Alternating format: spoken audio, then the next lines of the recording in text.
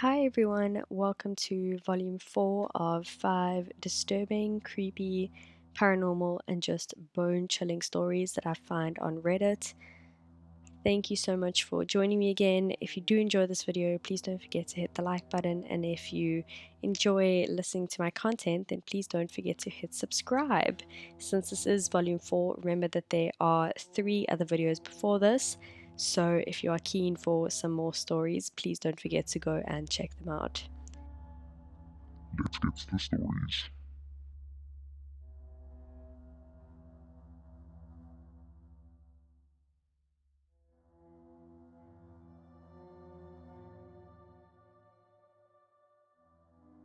The cat tries to warn us.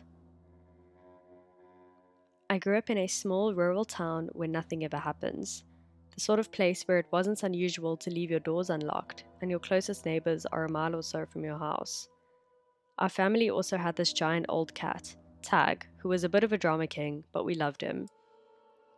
One summer, when I was around 9 or 10 years old, the cat starts going ballistic. Tag generally slept in my room, curled up next to me until I fell asleep, and then would get up to doing whatever cat things he did at night. Occasionally he would meow or try to wake me up on unfortunate nights when he could see the bottom of his food bowl and needed a midnight snack. Usually if I ignored him, he would give up or really go try to wake up my mom instead. This night, however, he bangs against my parents' bedroom door until he gets in and is meowing loud enough to wake us up. Our bedroom doors were next to each other and I called to Tag to come to bed because it's about 2 a.m. He is having none of it and is carrying on. My mom gets up, goes down to the kitchen, and then huffs back up with Tag on her heels, still meowing insanely. She said his bowl had plenty of food and he just walked her to the door of the kitchen. Tag was an indoor/outdoor cat, but had his own cat door through the garage, so there was no need for one of us to let him out. My mom said my brother must have left the kitchen door open, and just the screen door was shut, but she wasn't holding it open forever for the cat to just stand there and not go out. She shut the kitchen door and went back to sleep, firmly shutting her bedroom door this time so Tag couldn't let himself back into their room. I always keep treats for him in my room, and offered him one, but he was still meowing at their door, trying to get them up. I grab him and bring him into my room and shut my door to try to get him to sleep. I lay in bed trying to go back to sleep, and Tag meows at my door wanting back out. I finally open my door and he bolts back downstairs towards the kitchen, and that's when I heard what sounded like a door slamming. I have 3 older siblings though, and someone is always up watching TV or running to the bathroom, so I think nothing of it. The cat finally stalks back to my room. The cat finally stalks back into my room, but instead of curling up in my armpit like usual, he sat at the bottom of my bed staring at my door. I fell asleep until morning when some commotion wakes me up and I pad down to the kitchen to find my parents on the phone with the police. They got up as usual to get ready for work, and while making coffee, my mom went to grab her rings from the little jewelry dish she had by the sink, because she would take them off in the evenings to rinse dishes and load the dishwasher, but discovered the dish was empty this morning. Small town, so the sheriff sends a deputy over, and when my dad walks out to meet them, sees the ATV is missing from out back. The key is off the keyring. My brothers are all up at this point too, and we are all freaked out that while we were sleeping, some robber came in and removed the ATV key and saw an opportunity to take my mom's rings. They were asking if we had any clue when it happened, and my parents said no. My mom asked my middle brother, who was a freshman in college and home for the summer, what time he ended up off the couch last night and if he heard anything. He said he went to bed at 10 or 11 and asked what she meant as his bedroom was in the basement, and he wouldn't have heard anything in the kitchen. She said, but you were in the living room off the kitchen when I went to feed the cat, and shut the door you left open, and I told you not to sleep on my couch and go to your bed as I went back upstairs. He told Mom he was in the basement since dinner and never went out or came upstairs again. He watched a movie in the basement living room before going to bed in his own bedroom. She goes white and realizes that the cat must have been trying to warn us. Someone came into the house and the robber dove onto the couch and covered up to hide when she came to the kitchen and exited after she went back to bed. The cop said for someone to be so brazen, they probably knew our family, knew our habits, but didn't count on the cat being so overprotective and had probably intended to steal more, but was afraid the cat may wake the whole house. It has been over 20 years since this happened and the robber was never caught. but it is unnerving to think it was probably someone who had been to our home before as a friend. Thank God for our cat.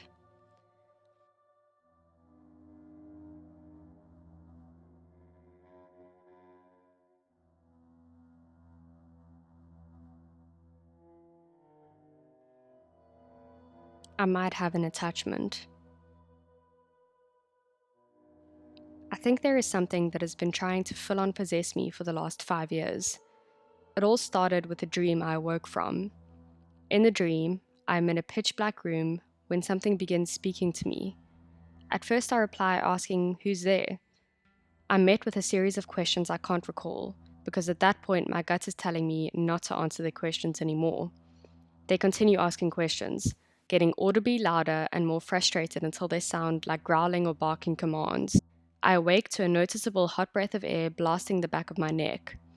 I stayed awake the rest of the night. I've had a friend tell me something powerful wants to take control of me and has been unsuccessful, but determined. I've always felt like I was very heightened to energy shifts and potentially sensitive to spirits, but I've also explicitly refused to attempt diving further into that stuff for this very reason. I carry a better off not knowing mentality. I was told an old friend turned enemy was making plans to curse me, and I wonder if that had something to do with this, as it was around this time she was making those threats that the first dream incident occurred. From there, I would notice subtle things. The lights would occasionally flicker on and off as if energy was being pulled from them during states of both distress and joy. I recall crying once in a friend's bathroom while staying over, and the lights beginning to dim in and out. I chalked it up to wiring. Then lights started turning on and off entirely around me. I was cuddling with a close friend, and both of us witnessed the light turn on in front of us. You need to hit a switch to do this. That same light turned on again right in front of me one morning while I was house sitting and caring for their pets. Any of these could be attributed to isolated coincidences or something more rational, but they continue to happen regardless of where I am. I met someone 3 years ago who I would end up dating and have one of the worst instances of heartbreak I'd ever experienced with a lover. The first night we shared a bed, we stared into each other's eyes the way people who are first starstruck by a new interest. Their eyes began to turn entirely black, and the features in their face began to distort. I kept this to myself and was planning on keeping it that way until I received a text saying they saw the exact same thing happen with me. The lights have been turning on and off in my new apartment. Then the most terrifying thing yet occurred just a couple of weeks ago. I experienced sleep paralysis, or what I'm guessing was sleep paralysis, for the first time ever. I opened my eyes to see my closet, which is very large and has 2 doors, emitting noises. It's morning, not night, and I can see very clear to the left, hiding behind the door and in the corner space, a very tall, dark brown creature. I can only see this creature through the thin cracks of the door as it's shielded in the corner, but it's so tall and its outline is pronounced.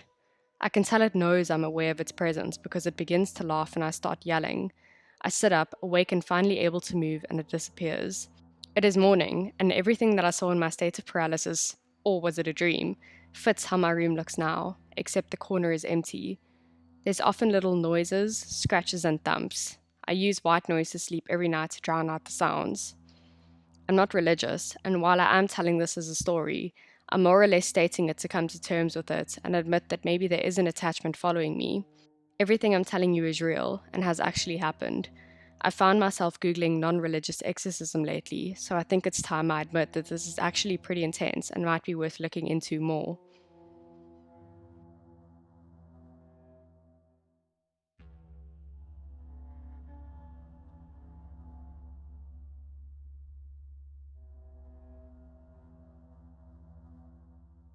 I witnessed a child being sold.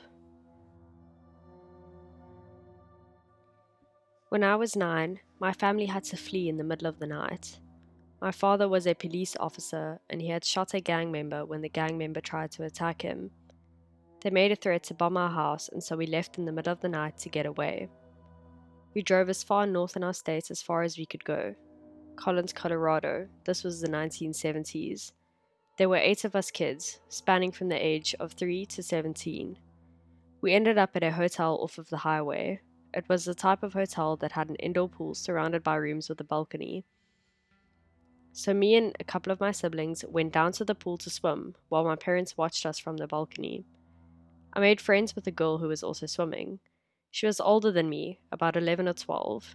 We all played Marco Polo, dived, raced, and were just having a fun time. Let's call her Beth. She was there with a man, who I thought was her dad, but when I asked Beth if that was her dad, she said no, and she said she didn't know what his name was. My siblings and I had set up our towels and lawn chairs, and I went to sit on one to rest. I was very hyper aware as a child, abnormally so, and since our family had been threatened, I was even more so. The man with the little girl sat next to me, and soon he was joined by another man. Both of these men were not dressed to swim, and they looked like normal dads, even a little more upscale and rich. They began to talk about Beth. She was on the diving board and they were discussing her body, commenting on her legs, breasts, etc., in a very sexual way. The men began negotiating a price for the girl. After a few moments, he said, "I'll take her now. Let's go pack her things." And the only way to describe it was that he was very excited and pleased with his purchase. Then he fixed his eyes on me and said, "What's her name?" The man with Beth said, "Oh, well, she's not mine, but what do you want her name to be?" And they laughed. I became very uncomfortable. I was terrified and I looked up and saw my mum looking down at me. She beckoned for me to come upstairs and I grabbed my towel and told my siblings to come with me. The man with Beth told her to get out of the pool. She didn't want to go and they had a tense moment. The other man spoke up and told her that she was coming with him and to get out of the pool. Beth got out and my last view was her walking out of the pool area with two men. When I got up to our room, I told my dad. He went to the front desk, asking about the girl, and they did not want to get involved. My father walked around the hotel looking for them, but they were gone. He called the local police, but I don't remember what happened after that. We ended up moving to that town, but left after a year. We never moved back to our old hometown. When I was in college, I went to a workshop at the university there in the town, and that hotel had been demolished. My older sister was in the Big Thompson flood the next year. She survived, but still has horrible memories of seeing people floating down the water who had drowned. I'm sure the girl was sold to the other man. It was a very strange occurrence, and I always wonder about her. The 1970s were a really effed up time with serial killers, pedophilia, and kidnappings.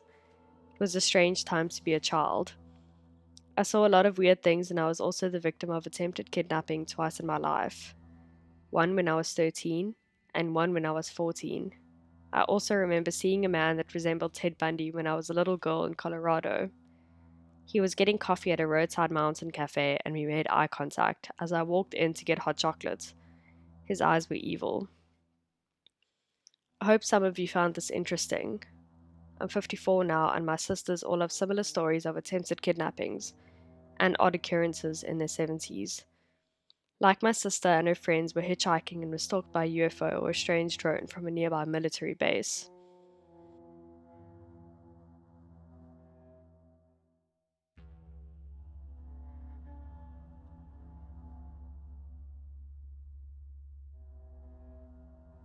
Movie theatre.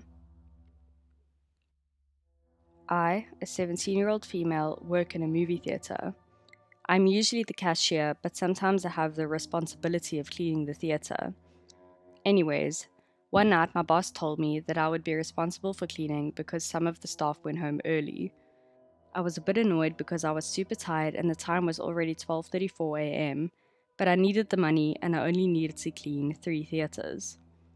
I packed up my cleaning supplies and made my way to Theatre 12. I opened the door and started sweeping up all of the popcorn. I then started wiping the seats. I then threw away all of the empty cups. After 15 minutes, I was done. I packed up my supplies and started walking towards Theatre 16. I cleaned up all the spills and popcorn grease that was on the seats. After 20 minutes, I was done cleaning. I then walked to Theatre 4. I opened the door and started sweeping up the popcorn on the floor. As I was sweeping, I heard a giggling sound. Right when I looked up, the giggling stopped. I looked around, but didn't see anyone. I then yelled, "Is anyone in here?" But no one answered, so I yelled, "No one is supposed to be here." I was getting annoyed, but I decided to forget about it and started wiping the seats in the first row. After a few seconds, I heard the same giggling sound. I stood there and listened. At this point, I was pissed. The giggling sound slowly started turning into cackling. I was creeped out, but I was also mad. I yelled out in an angry voice, "Who's here?" But I got no response. I started walking up the stairs, and as I was walking up, the cackling sound got louder and louder. As I was walking up, I was getting more and more scared. I started thinking of the worst scenarios. I was no longer mad because all the anger was replaced with fear. Right when I got to the 10th row, the cackling stopped. I was super freaked out. I held my breath so I wouldn't make any noise. I started to turn around because I was really scared and wanted to get out of that theater. Right when I turned around, I heard the cackling sound again. I turned back around and looked up the stairs, but I still couldn't see anyone or anything. It was too dark. I started walking back up the stairs. Eventually, I made it to the last row, which was the 16th row. There was a small gap behind the seats and the wall. It was about a 1 foot gap. The cackling was so loud and obnoxious. I turned my head to look into the gap. It was dark, but I could still see the face of a creepy guy. He was crouched down and staring up at me. He had a big smile on his face. Right when we made eye contact, he stopped cackling. He raised his finger to his lip and whispered, "Shh." After that, he said loudly, "Boo." Right when he said this, I screamed. I turned around and ran down the stairs. He tried to grab me, but he missed. He chased me down the stairs. He was cackling and screaming. I eventually made it to the big wooden doors. I opened them and closed them in his face. I ran to one of the employees and told him about the man. The employee called the police. A few minutes later, the police arrived and went into the theater. 5 minutes later, the cops came out with a man in handcuffs. The man was cackling and screaming. He was wearing dirty clothes and he had greasy long hair. Turns out the man was a serial killer. He has killed 5 total people. He was planning on killing me too, but I escaped. I quit the job a few weeks later. I still have nightmares about the man. I'm just glad that I escaped.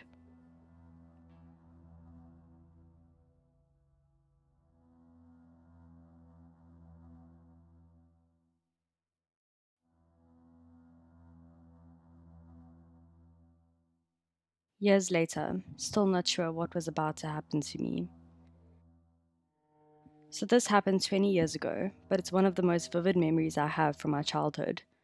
One night, my parents and my best friend's parents decided to take us out to a little neighborhood Italian restaurant for dinner. Cozy, quiet little place we'd been to a million times because it is walking distance from our apartment building.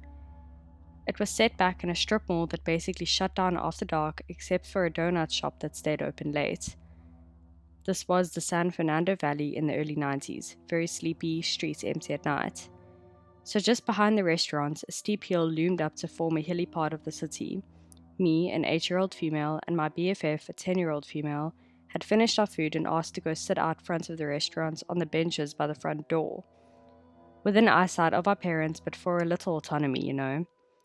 We were sitting chatting when suddenly a huge Rottweiler dog wearing a collar that was dragging a long broken chain behind it, like a real heavy chain, not a dog leash, comes walking past the restaurant, heading out of the parking lot towards the busy street that bordered it. We were really surprised to see such a big, beautiful animal just abandoned in a parking lot at night, but we let him pass by since he seemed like he knew where he was going, and we weren't about to test if he was friendly since he looked like Cujo.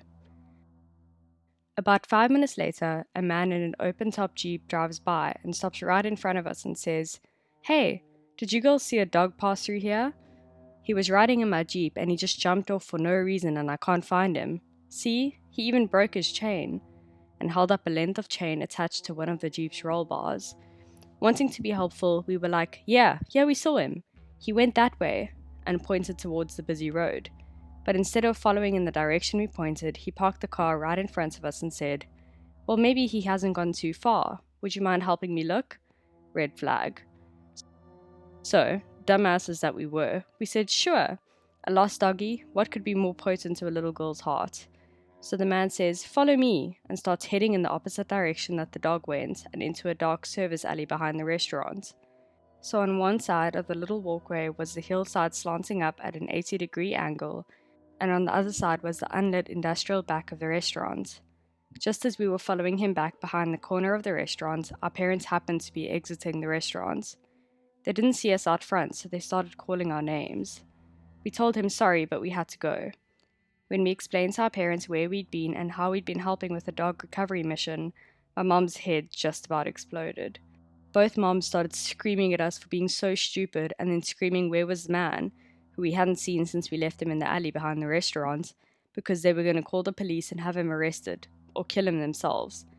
They didn't even believe us that we had seen a dog pass right in front of us dragging a broken chain, and it matched his story. But in retrospect, why would an adult man ask two little girls to help him search for his dog in an unlit back pathway? I'll never know, and I'm glad.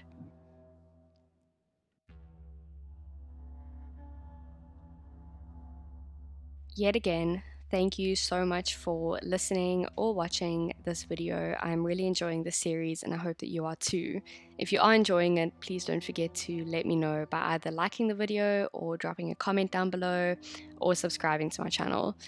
If you have a very scary, paranormal, or weird experience of your own, please drop it in the comments down below. I would love to read it, or you can just use my email and email it straight to me if you'd like me to narrate it on my channel.